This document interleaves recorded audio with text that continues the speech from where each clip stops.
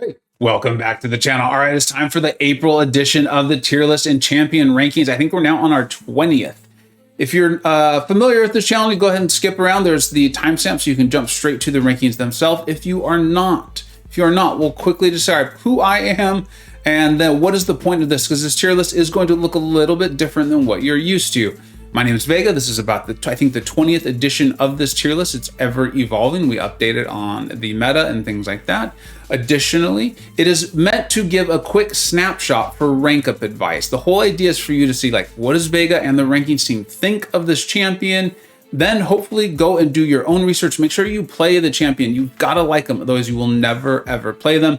And then this spreadsheet that you're looking at will be linked in the description. You can check it out, and it has links to playlists on my channel that have videos either from myself or from other content creators, probably the rankings team, people I really respect. So you can go and say, like, all right, what does this champion do? Because remember, no champion is always better than another champion in all forms, nodes, defender combinations, content. You've got to really make sure you're putting together a roster for yourself. That's the whole point of this. And then last, I'd be remiss if I did not say, go check out the rankings team. They help me out so much of this. We spend so much time on this, and even spent time on my streams knows the amount of knowledge that these players have. We've got Campo and DLL, BG leaders, Alliance leaders, and the Alliance SSX. They were top 3 in War last season. MP Blaze, Noon, Masters tier, Perennial Masters tier, Nerd, another amazing player, BG leader in SSX, Iron Patriot, and more. Okay, so these are amazing, amazing players. Iron Patriot is a mythic level player in this game. And then myself from the Alliance for Loki, been there for over a year and a half now. Okay, all right. Let's go ahead and jump into this. We've got a lot to get to. I'm excited to do it. So we've got the pre 12.0 switch. Guys, take all this with like a little bit of fun. This is a game, right? But often it just means like nodes like don't even matter to these champions. It's not comments all the time, but it happens. They can turn them off, or it just doesn't matter. And the thing is, one of the reasons we even created this tier was because these champions just often didn't make the rest of the rankings make sense. Remember, we're giving rank up advice here. And the one that I always point to is Red Magneto and maybe even Corvus. You know, they're both powerful. They do so many amazing things. But if you came to me and asked me about rank up, I would tell you to rank up Apocalypse over Red Magneto. But once you start trying to put Magneto into these other tiers, people can point out so many times where he is just a dominant force, and they're not wrong. And so that's what I want to say is, like, a lot of this is about rank up advice, not just like who's necessarily the best, most powerful in so many situations. You just get too complex with that. All right, now top shelf, the best. We're going to scroll through it, and we're going to get to our first entrant onto the top shelf. And you see it here, it's in the type. Like, initial rankings are usually done very, very conservative. And here's the thing with Omega Sentinel. This feels conservative. I don't ever see her getting to that pre 12.0 switch. She's not turning off nodes. She's not so often just that dominant where you don't even need to read the node, or the node doesn't matter. I don't think that's her. I really don't. And that's maybe even a good thing, but it's fine. Yes, she's great against mutants, but she's also just great. You can run her with the recoil tree. Her SIG ability is really good. In fact, part of it, this ranking is dependent upon that. But then you put the 6 stones into her, and not only get the benefit of the prestige, which I know a lot of us wish it wasn't part of the game, but it is, but you're also seeing a massive benefit. She can save you with her auto block mechanic. The armor ups provide a nice energy bonus there. I would still take in like a Guardian or something like that, but at least it is there. The damage is incredible. The heal block, the anti-miss mechanic, which is becoming more and more important in this game. I'm starting to almost consider it the same way I consider evade, in that, like, I just want a champion who will shut this off. And then she also just does so much damage, in my opinion. You almost don't need to focus on trying to keep up all of her debuffs all the time. I know that's one of the quote unquote kind of stressful things about playing her. I've done a couple videos on her. I have mine at rank 4 SIG 200. She's amazing. She's great. I can very much see her making her way up this list. Keep in mind, it's kind of like a tier though. All of those champions are incredible. And that's why I have the microphone next to Nimrod. I know some of you are like, dude, you love Nimrod. You're the one telling us you've been shouting it from mountaintops for 6 months how great he is. And then you take Omega Sentinel to rank 4 before him? Like, she's better than him? No, guys. One of these things is I am in a battle group. I enjoy war. Additionally, I have a YouTube channel, and I want to maximize the fun, do things I think we want to see, have a good time with that. And I tried to make that very clear, and I want to reiterate that because I know how many people watch this video in particular. Myself and the rankings team still think Nimrod is a better champion. Now, these are in tiers. Take that with a grain of salt. That means they're close. And as we talked about, no champion is always going to be better than another. But if I'm just going up against your generic mutant, it's still going to be Nimrod, all right? And he is fantastic. He is amazing. So please don't take this as, oh, Mega Sentinel is better than Nimrod. Nimrod's better than Mega Sentinel. If I had to pick one today, it would be Nimrod. But I took up a Mega Sentinel because she's new, she's fun. We can get a lot of videos out on her. Have a great time on it. I've already done 4 videos on Nimrod. I think maybe even more. He showed up in a lot of my war videos. We'll probably see him more, but I wanted to do something I thought people would also want to see. Once I cover the basis of, does this even make sense? Ranking a Mega Sentinel to rank 4 6200 made a lot of sense. Then what do people want to see? You've already seen me do a lot of Nimrod. So that's why that's there. And please, if you're watching this, don't be like, oh, I've got to go out and get a Mega Sentinel. I've got to spend all my money. No, you don't. You really don't. Nimrod is amazing. All right. Let's go ahead and scroll on down. I don't think there was any more promotions into the top shelf category. There is a demotion from top shelf, and we will talk about that here at Super Premium. Super Premium, you come and you ask me, you're on stream or in the video, and you're like, dude, should I rank up Hood to rank 3? And if my initial reaction is like, yeah, you should. And then I maybe start to ask a few questions, but I'm still like, yeah, you should. There's a great champion. You go in Super Premium. You're not the best. You're not the best, but you're really, really good, okay? We're gonna move through there. Let's get to the first one. Strife's got the microphone. He really shouldn't. That's from last month, so I'll get that fixed before this goes live. Great champion, we're seeing that. My buddy Nerd's been doing all kinds of cool things with him for a long time now. So let's go ahead and continue to scroll down. We're gonna get to the first one. And I realize some of you, this might be controversial, and I wanna make that clear, that this doesn't mean she's not good. She's still a very good champion. But the meta and also what is out there has changed since Guillotine 2099 came into this game. Now, when she first came, we had all this excitement that, you know, she was gonna be this amazing Abyss champion. And then we realized, like, she's really not. And there's a variety of reasons for that. But one of the struggles that comes up with her so frequently is that you have this one fight, we have this immense damage, and then you struggle to like get back to it or not. There just doesn't seem to be this place for her where she's just dominant or quote unquote top shelf. Now, that doesn't mean she's not good. Super Premium is incredible, and if she's your favorite champion, I'm sorry if I've just hurt your feelings. That was not my intention. But I do also want to get this out to people. And if you've pulled Warlock, Nimrod, Ultron, Guardian, Omega Sentinel, and Guillotine 29, and you like them equally, I will always tell you, go with these other champions. I used to really enjoy using Guillotine 29 in AQ because she has that really nice heal, and it helped me save items if and when I needed it. She has really nice synergies. She's a robot, but since she's come out, we've had so many other robots either get buffed or new robots just come into the game that are just doing things that are more powerful, more impressive, and more important than what she can do. She's still amazing, but even her anti-crit, like the fact that she doesn't crit, that's starting to get worked over by other champions. Just as there's a bigger pool of champions who can not crit or who do not crit, it's starting to just use up and encroach upon her valuable spot. Still amazing, still great, but we want to reflect that this changes in the meta. Get this out to people because we know people go and look at this when they pull a champion. You should still be excited if you pulled her, but if you've got all of these other champions and you've got that not crit thing going for you and you got it covered, I think you're gonna wanna go with the champions in the top shelf. Okay, let's continue to scroll down. Some of you I know are seeing the other demotion. I know it's gonna hurt some people. It's gonna hurt because we get invested in these champions, but it is the reality and we do need to reflect it. So let's keep scrolling down just so folks can see it. We will get to premium. Now, same question, should I rank them as champion? If I'm like, yeah, they're good, but I'm already kind of like, well, who else you got? What are you trying to cover? What are you trying to work on? Why are you ranking this champion? But they're good. They're worthy of rank 3. Then you go in the premium tier, all right? And long shot. We talked about him last month. My buddy Nerd. Nerd is a smart player. Very, very smart. Not surprising. So helpful to the Alliance SSX there, right? Top 3 war alliance. He was talking about long shot for a while now. Now I've had reason to start playing long shot myself, and I'm starting to see it. I'm starting to get it. And I feel like it's because nodes and scenarios where he's powerful are becoming more plentiful in the game. We may see him get promoted. And I always tell you guys, I love Mojo. Mojo's a tough one. If we had more tiers, he would be up a tier. So let's go ahead and keep going. We get to our second entrant from last month, which is Captain Britain. I got a video out on her, and I don't just cover like the most wow, amazing, crazy, right?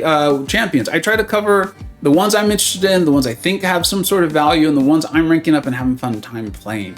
So they're not always going to see the big yellow numbers. They're not always going to see this. And the thing is, I like her. She's not doing outrageous things. The thumbnail isn't beautiful. I can't show you a 20-second clip or a 10-second clip of her doing like 1,000,000 damage or whatever. But there's nuggets of utility in there. And the one that I keep pointing out, and I tried to show this in that video, it's her ability to increase her defensive ability accuracy. In fact, let me make sure I'm saying this right. Yeah. She increases her defensive ability actually by 10% for each prowess. In the correct matchups, it's very easy for her to build her prowess.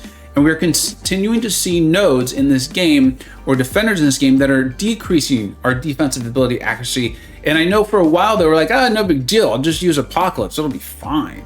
Well, the fact of the matter is it's just not what he goes immune to. Kabam is introducing all kinds of ways to mess with our defensive ability accuracy. And then once that happens, you have your parries start to fail. And once your parries start to fail, that means it's going to take longer to react, which I know for some folks, you're like, well, I'm not going up against opponents who are running Limber all the time. That's tier 1 war, man. Well, it's in the game too. And also just having your ability accuracy fail in general is not a good thing. I really like that about her. I'm going to keep my eye on this. I'm going to continue to try to play test her, see if I can do some more and more kind of like impressive things. I could very much see her moving her way up that list. It's already arguable that she should be up there, but I like to start conservative with the initial rankings. If you have questions about her, check out that video. And BMcG and Blaze also did some great videos on her. They should be added to the playlist by the time this video goes live. All right. Let's go ahead and get to the next one. Cap Sam Wilson. I really wanted him. I pulled him. I really liked the character from the Falcon and Winter Soldier show. And then when he came to the game, it was kind of like I'm just going to go out and get this guy. It almost didn't matter what he did. There's so much utility packed into his kit.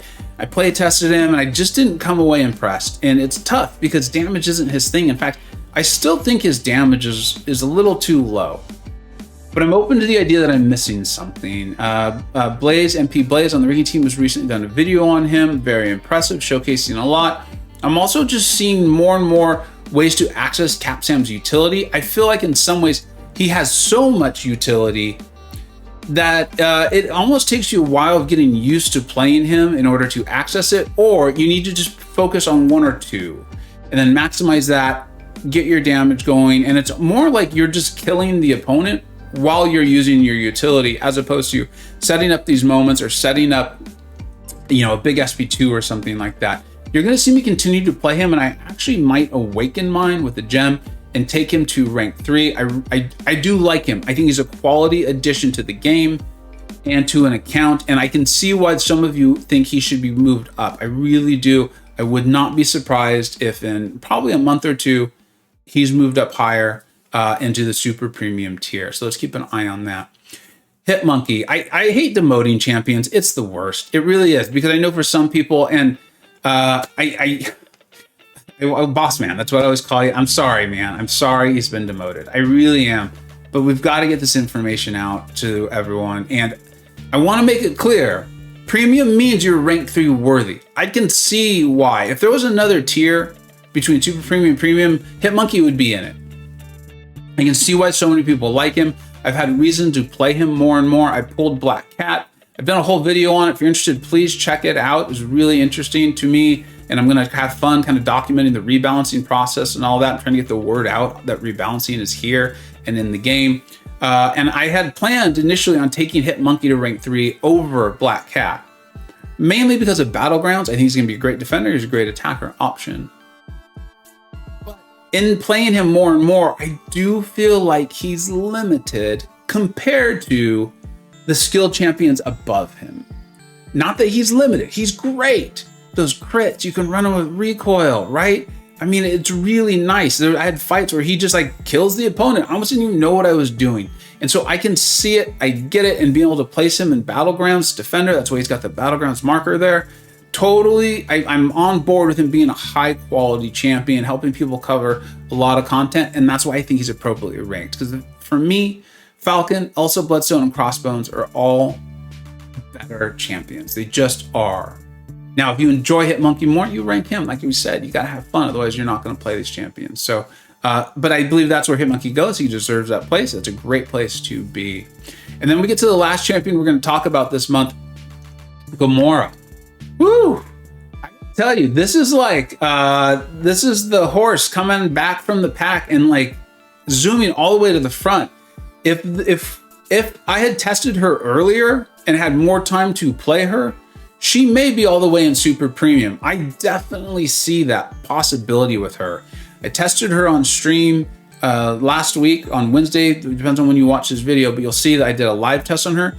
I played her a bit the night before. I was absolutely blown away. You know that some of the complaints are that you've got a heavy to refresh her buffs. First of all, I got to tell you, those buffs stay on for a really long time. Second of all, her heavy is nice. It's got a great reach to it. There's a couple hits in it. You have multiple opportunities. It's about learning the spacing of the defender, and you're going to be able to get that done. I mean, I was able to get it done on stream. Just go on stream. You can see I'm having conversations. We're having a good time. And I was able to start testing that out and find the right spacing. Also, her damage is incredible, but I think that's almost misleading because, or to only say that would be misleading, because she has an incredible miss counter. A miss counter sounded like Jar Jar Binks there. She has an incredible miss counter, and you only have to get to 8 buffs, which with her is not that hard to do. And as I said, we're seeing miss more and more in this game. Additionally, she just can't miss. It's not as if she gains a buff or it's only against certain champions or something like that. She just can't miss. You get those 8 buffs, you're good. There's in the stream, it actually happened. Professor X should have had his miss mechanic up, and there was a lot of the time where I had a falter on me. It just didn't matter. I love that about her. And then getting to her special 3, yeah, I'd much rather it's off the special 1. I'd rather that the slow came off of, or I mean, sorry, her true strike came off of just like her first light. It would be better. Do not get me wrong. I'm not saying that's the best. But playing Spider-Man 99 as much as I did in the last war season, I started to realize like, okay, these sorts of abilities off of the SP3 aren't the end of the world. You can access them. What it means is that she's not your first go-to for that ability, but she can do it. And if the node and the defender allow it, you're going to be able to get to the SP3. And then it's really lengthy and you're going to be able to refresh it with your heavies. This game is so complex. The era of wanting a champion to handle all the problems, I think it's over. I think it's been over for a really long time. Now, we can like champions, we can dislike champions. I really like her. And I could see her being moved up because of the incredible damage and what felt like pretty easy access to important utility in this game. Keep an eye out on her if you're wondering what the heck I'm talking about. Hopefully by the time you've seen this, I've got a video out on her because I know a lot of people watch this over the course of the month. But if not, go and check that stream out. It was really impressive stuff. Thank you so much for watching. We don't have anyone in the call, but call just means, for those who are new, it just means a baseline for ranking. Yeah, you can rank them if you love them. Like I have a rank 3 America Chavez because she's right there. Like that little doll. I really just like America Chavez, the character from a show I used to watch with my kids. So I have it ranked 3. It's as simple as that. Thank you so much for watching. We will be doing a screenshot here after that. Do me a solid though. If you're going here and you're just here for the screenshot, which I respect, pick 2 of the rankings teams, subscribe to their channel, hit the notification so you get it. You're going to get better at this game, and then hit the thumbs up and leave me a comment in this video saying like, thanks for the screenshot, dude. And just help me out that YouTube algorithm.